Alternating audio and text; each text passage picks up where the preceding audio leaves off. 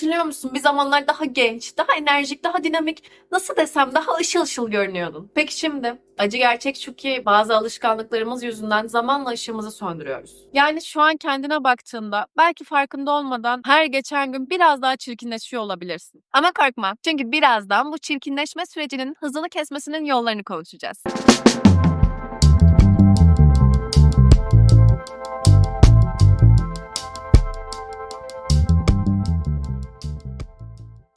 Selam, merhabalar.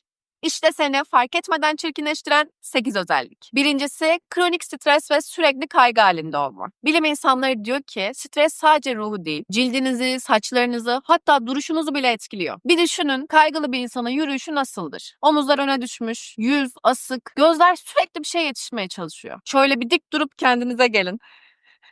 Niye uyanmıyorsun? Diline küfreden gibi oldu.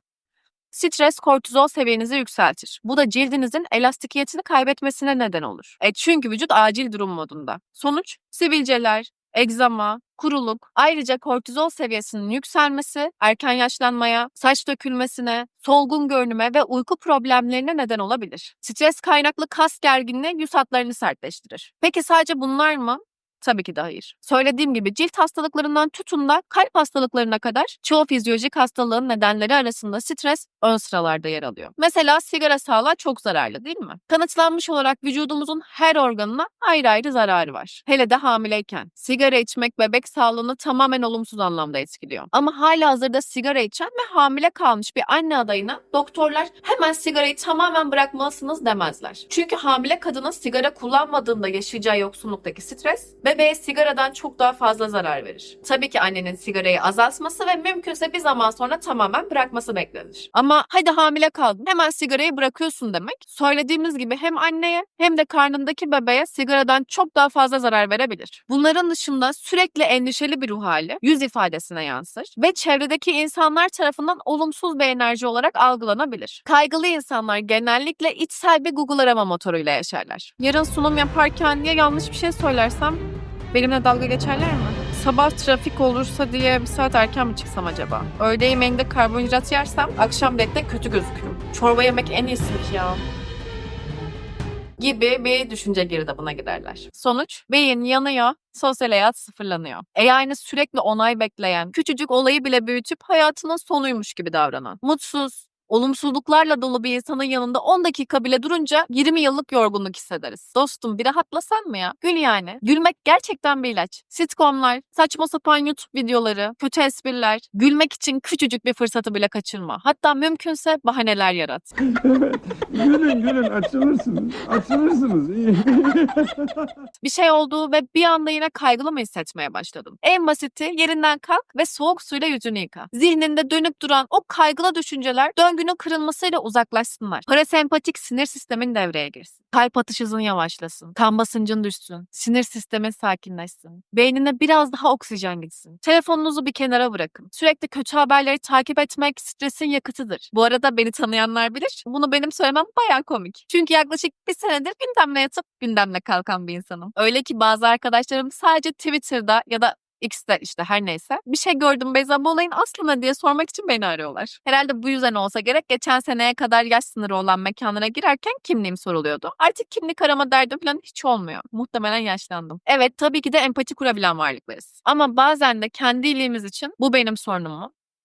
Hayır. O zaman sal gitsin dememiz gerekiyor. Yoga yapın, meditasyon yapın gibi basmakalıp öneriler vermeyeceğim. Ama en azından derin nefes almayı deneyin. Sabah uyandığınızda ve şöyle uzunca bir gerindiğinizde bunun kaslarınıza ve bağlantılı olarak da ruhunuza iyi geldiğini fark edeceksiniz. Stresin en sevdiği kas trapez kasıdır. Yani boynun arka kısmından omuzlara, oradan da sırtın üst kısımlarına kadar uzanan o geniş kas. Bunun için stresli hissettiğinde, hatta hissetmediğinde bile aklına geldikçe sırtını germek ya da oturduğun yerden boynunu hareket ettirip kaslarını gevşetmek hem fizyolojine hem de psikolojine iyi gelecektir. 2. Düzensiz ya da eksik uyku. Gece saat 3, gözlerin yarı açık, elinde telefon. TikTok'ta anlamsızca tavşan videolarını izliyorsun. Bir video daha izleyeyim, uyuyacağım diyorsun. Ertesi gün sabah alarm çalıyor ve ani bir kararla bugün akşam erken yatmak için kendine söz veriyorsun. Sonra hop Aynı döngü. Çok tanıdık değil mi? Videonun bu kısmında yok sirkadyen ritmimize göre şu saatler arasında melatonin salgılanır. Bu saatler arasında büyüme hormonu. Kortizol seviyenizin yükselmemesi için şu saatler arasında uyuyor olmanız gerekli gibi herkesçe bilinen şeylerden bahsetmeyeceğim. Evet, başta çocuklar olmak üzere. Akşam 10'da yatıp sabah 7'de kalkmak bilindiği ve bilimsel olarak kanıtlandığı gibi en sağlıklısı. Fakat çoğumuz için maalesef çok da gerçekçi değil. Bazılarınız gece mesaisi yaptığınız işlerde çalışıyorsunuz. Bazılarınız sınava hazırlanırken uykusuz geceler geçiriyor. Yeni doğmuş çocuğuna, hasta yakınına bakmaya çalışanlarınız var. Yani tamamen zorunluluktan ya da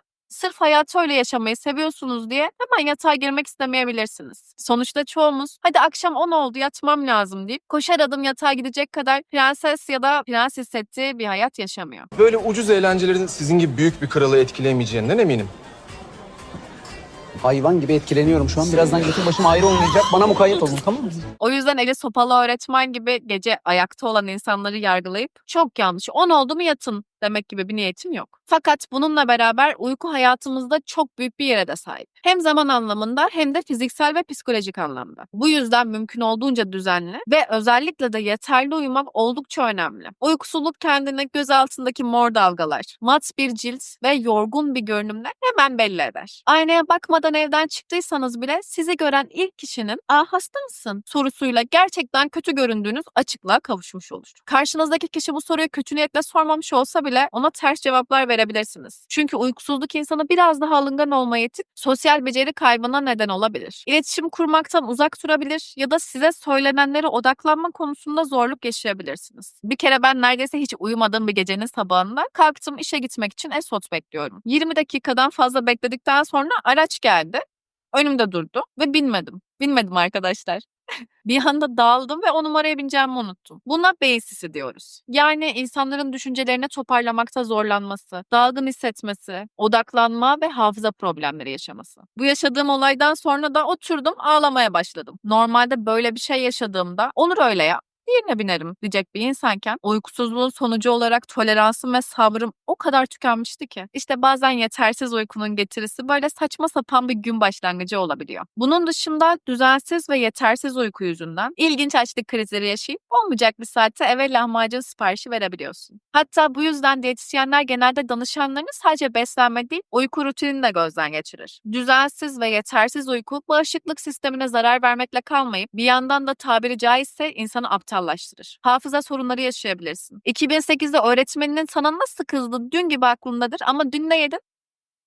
Onu hatırlamazsın. Ya da karar vermekte zorluk yaşayabilirsin. Bugün spor yapsam mı, yapmasam mı diye düşünürken gün biter. Neyse yarın yaparım dersin. Spoiler, yarın da yapmayacaksın. Yetersiz uyku duygusal dalgalanmalara da neden olabilir. Sabah çok iyi hissedip bir saat sonra ben kimim gibi sorgulamalar içinde bulabilirsin kendini. Final haftamda 30 saatten fazla uyumadığım bir zaman olmuştu. Üzerimde inanılmaz bir yorgunluk ve kafamda deli sorular. Sınavdan sonra uyumam gerekiyor, biliyorum ama bir anda o kadar fazla bir enerji geldi ki uyuyamayacağım. Çünkü insanlar uzun süre uykusuz kaldıktan sonra böyle manik bir hale girebilirler. Böyle durumlarda bu aşırılıktan kurtulmanın tek yolu uyumak. Bunu bildiğimden zorla eve gittim ve beklediğim gibi de oldu. Yatağa yattığımda uyuyamadım. Resmen bayıldım. Bakmayın böyle anlattığıma. Evet, zamanında ben de herkes kadar uyku problemleri yaşadım. Ama şu an ipler benim elimde olduğu için uykuyla aram gayet iyi. Bunun için benim ilk yaptığım şey kafamı yastığa koyduğum anda telefonu elimden bırakmak oldu. Sürekli uyarıcıya maruz kalmak, bildirim sesleri, uykuna bölen mesajlar zihnine sakinleşmesine engel olur. Ayrıca telefonumdaki mavi ışık beyninin gece mi gündüz mü ayrımını yapamayıp özellikle melatonin üretiminin engellenmesine yol açar. Bu da uykuya dalmanı geciktirir. Bu yüzden yatağa gitmeden bir süre önce kendini ekranlardan uzaklaştır. Sadece ekranlardan mı?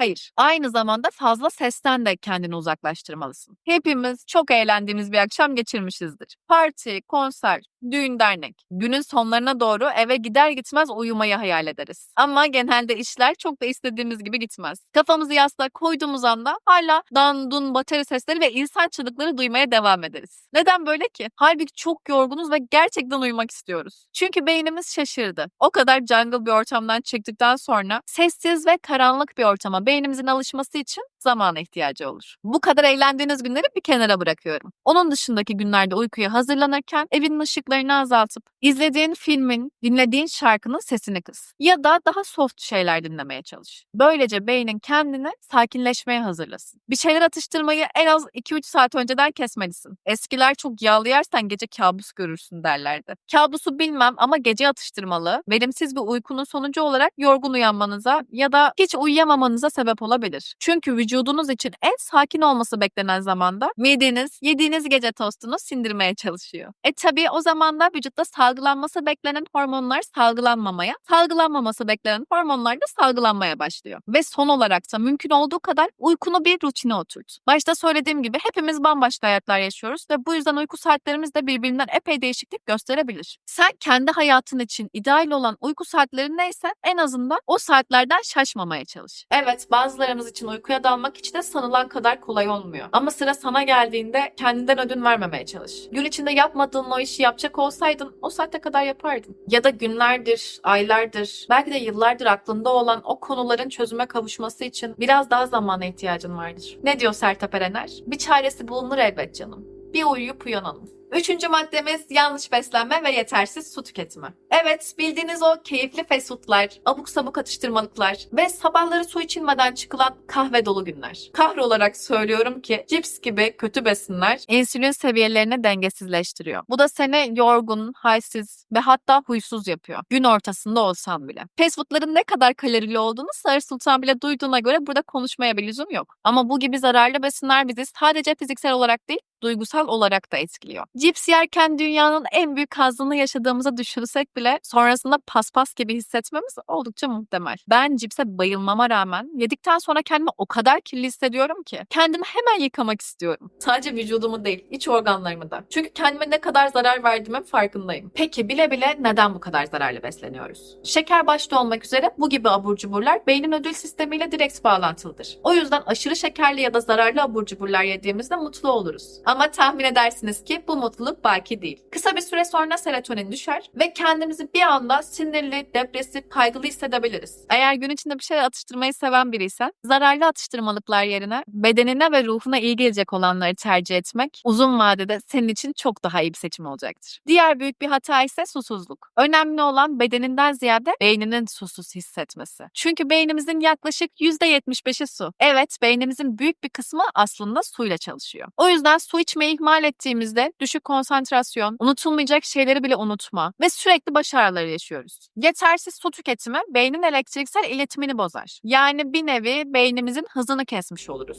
Bunun için beynini canlandırmak, duygusal dengeyi sağlamak ve daha odaklı hissetmek istiyorsan su içmen şart. Eğer ben su içmek istiyorum ama unutuyorum diyorsan bununla alakalı yüzlerce aplikasyon var. Onlardan destek alabilirsin. Ya da kendine motivasyon termosları alıp su içmeyi bir zorunluluktan çıkartıp daha eğlenceli bir hale getirebilirsin. Dördüncü maddemiz sürekli telefon ya da bilgisayar kullanımı. Düşün bir, günde kaç saatini ekrana bakarak geçiriyorsun? İtiraf edeyim, bir gözümüz telefonda, diğer gözümüz de bilgisayarda. Hatta şu an bu videoyu izlerken bile başın hafif öne doğru eğilmiş, omuzların düşmüş ve muhtemelen kambur oturuyorsun. Çünkü hepimiz teknoloji bağımlılığına doğru ilerleyen dijital zombileriz. Olay sadece bağımlılık da değil. Beynimiz ve bedenimiz bu alışkanlıktan resmen çığlık atıyor. Bilim insanlarına göre uzun süre ekrana bakmak beynin dikkat süresini kısaltıyor ve hafızayı zayıflatıyor. Yani 5 saniye önce ne düşündüğünü unutuyorsan bunun sebebi bitmeyen o TikTok scrollları olabilir. Beynindeki prefrontal korteks sürekli bildirim yağmuruna tutulduğunda yavaşlıyor. Çünkü her yeni bir bildirim beynimize acil bir şey var hemen bakmalısın sinyali gönderiyor. Ama gerçek olan şu ki acil olan tek şey sensin. Araştırmalara göre 2000 yılında insanların dikkat süresi 12 saniyeydi. Bugün 8 saniye. Evet, biz sivrisinekten bile daha kısa dikkat süremiz var. Uykudan önce ekrana maruz kalmanın vücudumuzu nasıl etkilediğini konuşmuştuk. Gün içinde sürekli bu mavi ışığa maruz kalmak ise göz sağlığını bozuyor. Uzun süre ekrana bakmak göz kaslarını aşırı çalıştırıyor ve buna da dijital göz yorgunluğu deniyor. Belirtileri gözlerde kuruluk, sürekli baş ağrısı, gözlerde batma hissi, odaklanmada zorluk. Eğer bunları yaşıyorsan ekran kullanımının iplerini eline alma vaktin gelmiş olabilir. Yaşça büyük bir danışanım torunlarından bahsederken telefon boyunlular demişti. Bu kullanılan bir tabir mi yoksa o mu uydurdu bilmiyorum ama ben ilk defa onda duydum. Çok doğru. Telefon ekranına uzun süre eğilip eğilerek bakmak boyundaki kaslara aşırı yük bindiriyor ve omurga da zamanla öne doğru kayıyor. Hatta gün geçtikçe bu durum röntgende bile görünebilir bir hale geliyor. Araştırmalara göre başımız normalde 5 kilogram ağırlığında. Ama telefon kullanırken boynumuzu eğdiğimizde omurgamızın üzerindeki baskı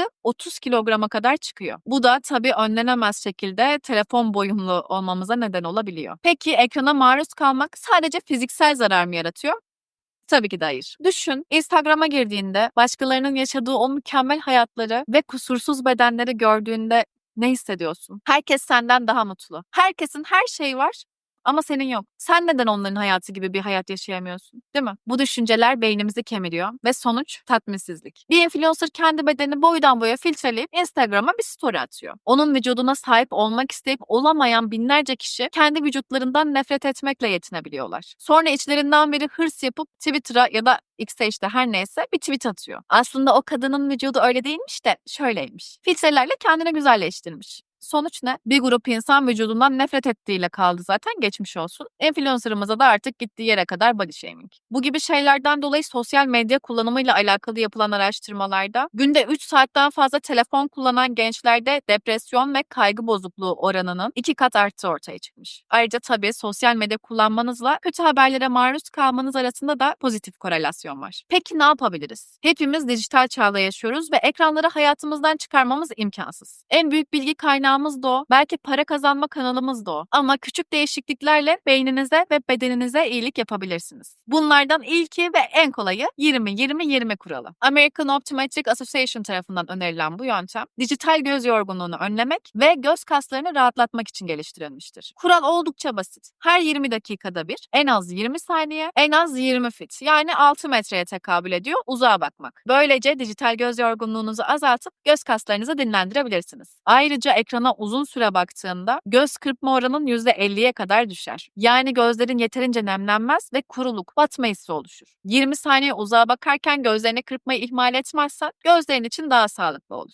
Gün içinde telefonunuzu kapatmaya elverişli bir işiniz ya da hayatınız varsa bunu yapabilirsiniz. Belirlediğiniz zaman kendinizi bütün ekranlardan uzaklaştırıp beyninizin bir nefes almasını sağlayın. Bunu yapamıyorsanız bile mümkün olduğunca mavi ışık filtresi kullanmaya çalışın. Eğer görselliğin ön planda olduğu bir iş yapmıyorsan mümkün olduğu kadar parlaklığı kısıp telefonunu ya da bilgisayarını gece modunda kullanabilirsin. Ve en önemlisi, gerçek dünyayı unutma. 5. Özgüvensiz duruş ve beden dili. Şimdi bir düşün, bir ortamdasın ve 2 kişiyle tanışıyorsun. Birisi dik duruyor, omuzları rahat, göz teması kuruyor ve elleri kontrol altında. Diğeri ise omuzlarını düşürmüş, sürekli saçlarıyla oynuyor, yüzüne dokunuyor, gözlerini kaçırıyor. Hangisi daha karizmatik ve kendinden emin görünüyor? Cevap belli değil mi? Ama işin ilginç yanı şu, özgüvensiz beden dilini kullandığında beynin de buna inanıyor. Yani farkında olmadan kendini daha güvensiz, daha stresli ve daha küçük hissediyorsun. Stanford Üniversitesi'nin yaptığı bir araştırmaya göre dik durmak ve açık beden dili kullanmak beyine ben güçlüyüm mesajı gönderiyor ve özgüveni artırıyor. Ama eğik durduğunda, yüzüne saçına sürekli dokunduğunda beynin kendini daha zayıf ve güvensiz hissediyor. Farkında olmadan yaptığın bu küçük hareketler beynine ben gerginim sinyali gönderiyor ve stres hormonu olan kortizolu artırıyor. Yani ne kadar fazla orana burana dokunursan o kadar huzursuz hissediyorsun. Ve bu huzursuz hareketlerin karşı tarafın gözünde de daha az özgüvenli ve daha az otoriter gözüküyor. İş hayatında, sosyal ilişkilerinde veya herhangi bir ortamda bu bilinçsiz hareketler insanların seni hafife almasına neden olabilir. Peki ruhuna, cildine, saçlarına daha fazla zarar vermeden yapabileceğin şeyler neler? İlk olarak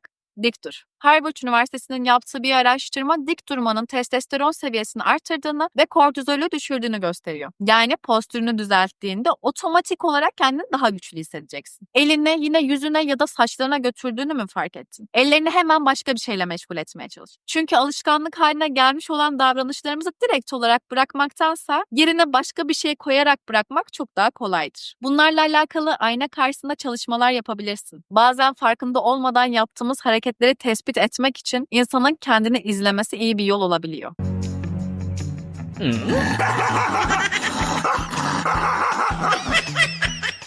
Üniversitedeki bir hocamız sunum yapma anksiyetemizi yenmemiz için defalarca kez sesimizi kaydedip dinlememizi istemişti. Kendimizi dinleyip sesimize alışalım ve ona göre düzenleyelim diye. Sen de aynada ya da kamera karşısında önce bir duruşuna, mimiklerine maruz kalarak kendine bir alış. Böylece nasıl gözükmek istiyorsan kendini ona göre düzenlemen çok daha kolay bir hale gelecek. 6. Kişisel bakımı ihmal etmek. Şimdi bir düşün. Sabah uyanıyorsun ve aynaya bakıyorsun. Aynadan sana bakan kişi sanki 3 gün mağarada yaşamış gibi. Saçlar yağlanmış, cilt cansız, göz altları morarmış, dişler, tırnaklar. Çirkin oynamaya gerek var mı? Bize depresyon tanısıyla gelmiş olan danışanlarımızda öncelikli olarak yapmak istediğimiz şey danışanın tekrardan kişisel hijyenini kazanmasını sağlamak. Çünkü kişisel bakım sadece dış görünüş için değil, aynı zamanda psikolojik sağlık için de önemli. Biraz kişisel bakım yapıldığında beynin dopamin ve serotonin salgıladığı bilimsel bir gerçek. Yani daha mutlu, daha enerjik ve kendine güvenli hissediyoruz. Ayrıca temiz ve bakımlı hissetmek insanlarla olan iletişimini de olumlu yönde etkiler. Çünkü biri seninle konuşurken parlayan cildin, bakımlı saçların ve mis gibi kokunla daha sağlıklı ve pozitif biri olarak algılanacaksın. Tabii ki sana karşı olan davranışlar da bu minvalde şekillenecek. Özetle bakımlı olunca sadece iyi görünmüyorsun, iyi de hissediyorsun. Kendine ne kadar bakarsan özgüvenin de o kadar artıyor. Eğer beynini gerçekten mutlu etmek istiyorsan aynadaki kişiyi sev, onun değerini bil. 7. maddemiz sürekli başkalarını taklit etmek, kendin olamamak ve kendini başkalarıyla kıyaslamak. Sürekli başkalarını taklit eden, her hareketi yapmacık, her sözü ödünç alınmış gibi insanlarla muhakkak karşılaşmışsınızdır. Hatta bazı insanların hayalleri, kariyer planları bile taklit. Peki başkalarını taklit ederek yaşamak seni nasıl çirkinleştirir? Albert Bandura'nın sosyal öğrenme teorisine göre insanlar başkalarını gözlemleyerek öğrenirler. Ama bu öğrenme süreci kendi kimliğini kaybetmeye dönüşürse stres ve tatminsizlik yaratır. Sürekli başka birini taklit etmek beyne sen yeterli değilsin mesajı verir. Ve tabii ki bu da seni özgüvensiz birisi yapar. Yapay hareketler ve tavırlar çevredekiler tarafından fark edilip itici bulunur. Belki de görünmez hale gelirsin. O Bali'ye gitmiş, bu yeni bir araba almış, şu evlenmiş. Sürekli bunlara takılırsan kendi hayatını değil başkalarının hayatını yaşamaya başlarsın. Bu da sana eksik hissettirmekten başka hiçbir işe yaramaz. Yale Üniversitesi'nin yaptığı bir araştırmaya göre sürekli kıyaslama yapan insanlarda dopamin seviyesi düşüyor. Yani mutsuzluk artıyor. Çünkü beyin başkalarının hayatına bakıp kendini kötü hissetmeye programlanıyor. Ne kadar kıyas yaparsan o kadar mutsuz olursun. Başkalarının sadece başarabildiği şeyleri görüp kendi çabanı küçümsüyorsun. Kendini yetersiz hissederek stres seviyeni arttırıyorsun. Bu da saç diplerine kadar etkiliyor. Peki çözüm ne? Maalesef bazılarımız komşu çocuklarımızın, ablalarımızın, abilerimizin başarılarıyla büyüdük. Ama artık başkasının hayatına odaklanmayı bırakıp kendi hayatımıza odaklanma vakti. Kendini geliştir. Bunu başkalarıyla yarışmak için değil, sadece kendine değer verdiğin için bunu yap. Dünkü halinden daha iyi olmaya çalış. Olmadı mı? Hiç başaramadın mı? Olsun. Önemli değil. Tekrar dene. Yine başarısız ol. Daha iyi başarısız ol. Aynı Samuel Beckett amcamızın söylediği gibi. Ve son olarak 8. Hayata karşı tutkusuz olmak. Şimdi düşün. Gözleri parlayan, hayata tutkuyla bakan birini gördüğünde ne hissediyorsun? Çekici değil mi? Çünkü tutku insanı güzel gösterir. Ama hayata karşı hevesini kaybetmiş biri sanki gözlerinin ışığı söndürülmüş, yüzü solmuş, yürüyen bir boş vermişlik gibi. İşte asıl çirkinleşme burada başlıyor. Bazı insanlar var, sabah kalkıyor, işe okula gidiyor. Yemek yiyor, telefonuna bakıyor ve uyuyor. Sonsuz bir döngü. Hiçbir şey için heyecan duymuyorlar. Gözlerinin içinde o parıltı yok. Tam bir ben geldim ama keşke gelmeseydim enerjisi. Yine Harvard Üniversitesi'nin yaptığı bir araştırmaya göre hayata karşı tutkusu olmayan bireylerde dopamin ve serotonin seviyeleri düşüyor. Yani mutluluk hormonları azalıyor. Cilt soluyor, duruş bozuluyor, enerji çöküyor, yüz ifadelerin cansızlaşıyor. Çünkü heyecan yok. Ses tonun monotonlaşıyor. Çünkü anlatacak bir şeyin yok. Gözlerin ışığını kaybediyor. Çünkü bir hedefin yok. Şimdi tutkulu bir insan düşün. Gözleri parlar, enerjisi bulaşıcıdır. Her zaman anlatacağı bir şey vardır. İşte onun sırrı şu. Hayata karşı heyecan duyuyor. Akşam yiyeceği yemeğe karşı, aylar sonra gideceği tiyatrolara, konserlere, yıllar sonra karşılaşacağını umduğu hayatının aşkına karşı, gelecekte yaşamayı hayal ettiği o hayata karşı hep heyecan duyuyor. Bir insanın en büyük makyajı, en iyi filtresi, en etkileyici duruşu hayata karşı olan tutkusu. Peki sen gri bir duvar mı olmak istiyorsun? Yoksa parlayan bir yıldız mı? Bana kalırsa herkesin içinde bir kıvılcım var ve bunu yakmak onun elinde. Çünkü senden başka seni kimse ama hiç kimse aydınlatamaz. Diyorum ve beni buraya kadar izleyip dinlediğin için çok teşekkür ediyorum. Hoşça kal.